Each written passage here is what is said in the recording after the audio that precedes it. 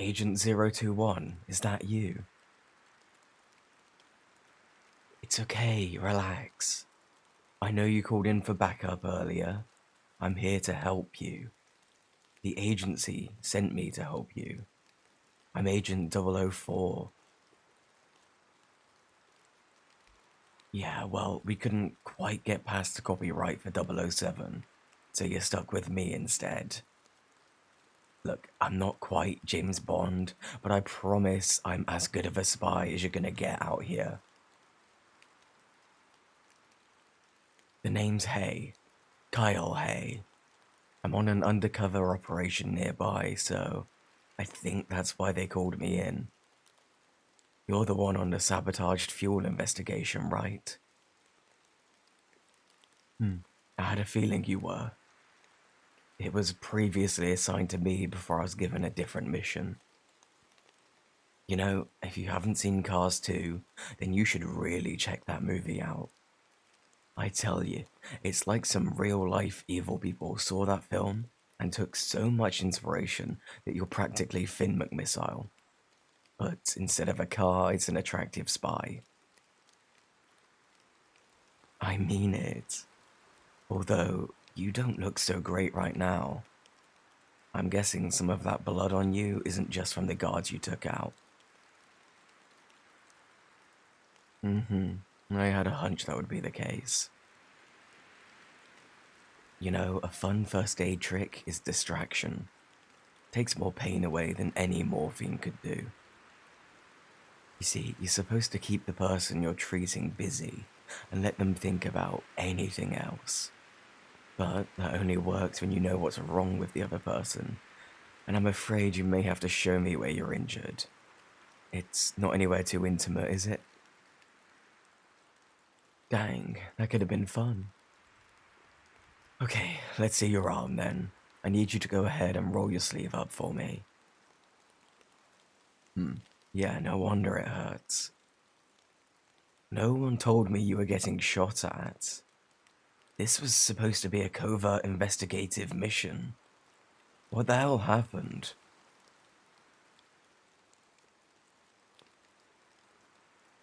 One of the guards? He must have had some quick reactions. Maybe these guys are better trained than we first thought. Ugh, they never should have taken me off this case. Could have kept you safe if you hadn't made some dumb assumptions. I'm so sorry. I will be having some seriously strong words with HQ. Anyway, that's a future problem. Let's take a look at this arm. Good lord, we're gonna have to chop it off. Sorry. Really not the time for my cruel sense of humor. You'll be just fine. Whoever shot at you was good, but not that good. They've only grazed your arm. Looks like it didn't even really pierce the skin.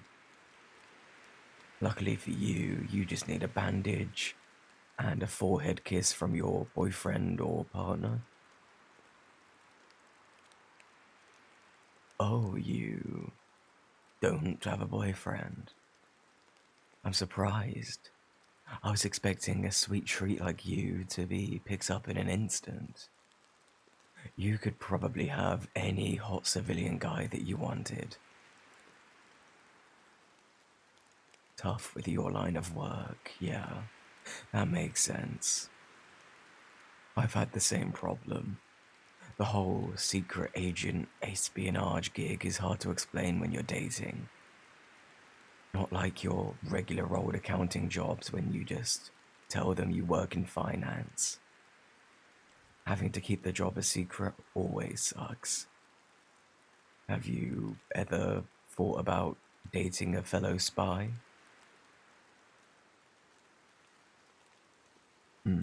I feel you. Hard to find fellow spies, let alone cute ones that are dateable. It's good to have met you, though, even if it's not quite in the circumstances I'd like. Well, a date at a nice local restaurant wouldn't be a bad idea. Somewhere fancy like Vincenzo's, you know. We should be checking out minestrone together, not machine gun injuries. Speaking of, hold out your hand for me. As in, speaking of injuries, we can worry about anything else related to holding out your hand later on. Now come on, show me that hand. I'm just gonna hold on to that, thank you. Now, I've got an alcohol rub here, but it might sting a bit, alright?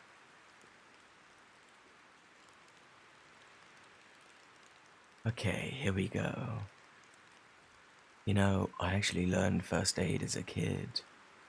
I went on to teach it a little later on, but do you know what the most fun part of all of that was? Well, the most fun thing about becoming a first aid teacher was becoming a victim in some of the first aid scenarios in training. I got some lessons in fake gore that they use in movies, and then I'd sit there in a fake injury scenario and scream at my students about how much pain I was supposedly in. I should have won an Oscar for some of the acting I did on those days. They used me for assessing the students and all sorts. It was great fun. The sort of thing that made me want to be an actor. Ended up becoming a spy instead, though. Turns out, being good at pretending is also pretty helpful with the whole secret agent undercover stuff. Good times. Yeah, that is a true story. Even if I was just using it to distract you from the rubbing alcohol. But I bet it worked, right? You didn't even notice the pain, right? I thought so. Oh, hey, I need you to give me your hand again. Put your arm out a little bit, alright? We're not quite done yet. I have to do some bandaging.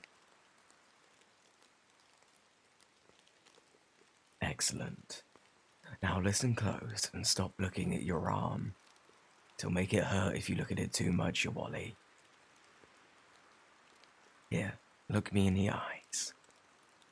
Now, it's gonna feel fairly tight, but it needs to be to help stop the bleeding, alright?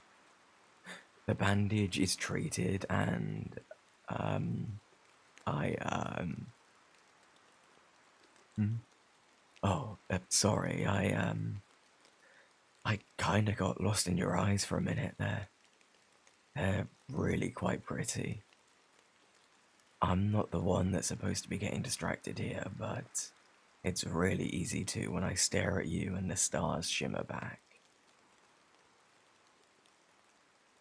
Yes, I mean it. I know I've said a lot just to distract you, but everything I've said to you has always been truthful. Whether that's stories about my first aid experiences or date nights at Vincenzo's, I've meant every admittedly distracting word that I've said. I've always found that rambling with the truth just works better. Truthful flattery is the best. You want to know how effective it is? It's so effective that I just finished bandaging your arm and you didn't even notice. You're still staring into my eyes, so clearly it's working a little too well. Actually, I think there might be one more thing I can do to help you with your injuries, 021. But it doesn't have too much to do with your arm, if that's okay with you.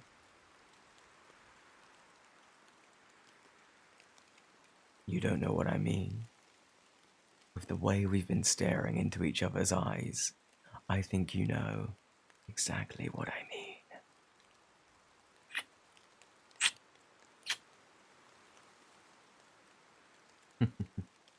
Well, I hope it helps. You know, it's not called the kiss of life for nothing. Now, We really should get you out of here before more guards come. Are you alright to stand? Or you can use me for balance anyway. You're probably a bit dizzier than you realize. Let's get you back to HQ, and then we can fix up that arm properly. And then, after that, we can start thinking about that date. Sound good? Good. I'm so glad to have been called to help you, O21. It's like destiny. Well, let's get you out of here and back to NAPHQ.